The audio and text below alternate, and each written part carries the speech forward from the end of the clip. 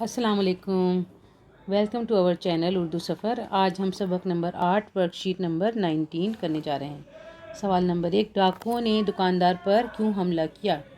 جواب، دکاندار ایک دولت مند آدمی تھا، دور دور کے ملکوں سے اس کا لین دین تھا، اس کا گھوڑا بہت دام کا تھا، اس لیے ڈاکوؤں نے سوچ کر حملہ کیا کہ اس سے انہیں کچھ فائدہ ہوگا۔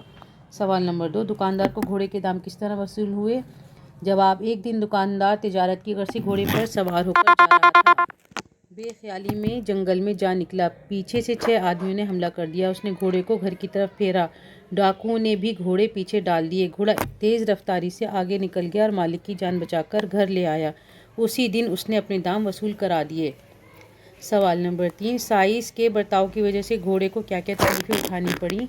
جواب، مالک کی جان بچانے کے بعد گھوڑے کی ٹانگیں بیکار ہو گئی تھیں، پھر آنکھیں بھی، مگر دکاندار کو وفادار گھوڑے کا احسان یاد تھا، اس نے سائس کو حکم دیا جب تک گھوڑا جیتا رہے 6 سیر دانہ دیا جائے، مگر وہ روز کم کرتا گیا اور اسے استبل سے بھی نکال دیا، بیچارہ رات بھر بھوکا پیاسا بارش اور طوفان میں باہر کھڑا رہا۔ سوال نمبر 4، اونچے مکان میں گھنٹا کیوں لٹکایا گیا تھا؟ جواب، مندر اور مسجد کے بیچ ایک بہت اونچا مکان تھا، اس کے بیچ میں ایک بڑا سا کمرہ تھا اور کمرے میں ایک بہت بڑا گھنٹا لٹکا ہوا تھا اور اس میں لمبی رسی بندھی ہوئی تھی۔ گھر کا دروازہ دن رات کھلا رہتا، جب کوئی کسی پر ظلم کرتا، مال یا حق دبا لیتا، وہ رسی پکڑ کر کھینچتا، گھنٹا اس زور سے بجتا کہ سارے شہر کو خبر ہو جاتی، سچے نیک دل ہندو مسلمان فریادی کی فریاد سن کر انصاف کرنے آ جاتے۔ سوال نمبر 5، گھوڑے نے گھنٹا کس طرح بجایا؟ جواب، جب سائس نے گھوڑے کو نکال دیا تو وہ بھوکا پیاسا گھر کے دروازے پر جا پہنچا، دروازہ کھلا تھا، وہ اندر گھس گیا، بھوک کے مارے ہر چیز پر منہ چلاتا تھا، رسی جو اس کے بدن پر لگی تو اسی کو چبانے لگا، رسی جو ذرا کھینچی تو گھنٹا بج گیا۔